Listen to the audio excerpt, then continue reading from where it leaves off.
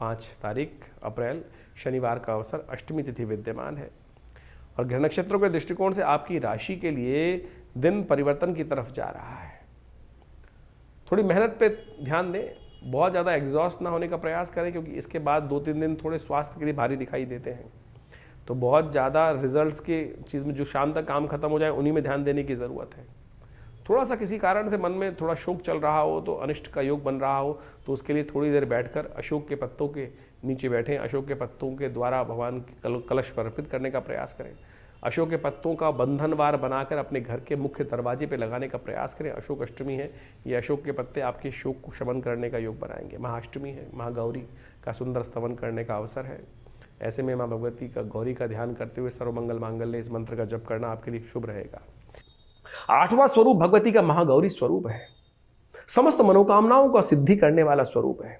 कहा जाता है भगवती महागौरी वो है कि जो देवताओं के जो मनोरथ को सिद्ध करने, पंचम अध्याय में जो कथा आती है भगवती की, जब भगवती विशेष तौर पर देवता स्तवन कर रहे होते हैं, वहाँ भगवती गौरी स्वयं आती हैं और वो देवताओं से पूछती हैं कि हे देवता लोग, तुम किसकी आराधना कर रहे हो? देवता आराधना कर रहे थे कौन से स्तोत्र से? देवी सूक्त से। नमो देव्यै महादेव्यै शिवाय सतम नमः, नमः प्रकृति भद्राय नियता पंटा स्मृता। तो जब भगवती उनसे पूछती है कि देवता लोग किसकी स्तुति कर रहे हो, तब भगवती के स्वरूप से महागौरी जी निकलती हैं और वो कहती हैं कि ये मेरी स्तुति कर रही है। भगवती पार्वती के शरीर से जब महागौरी निकलती हैं तो वो है महागौरी।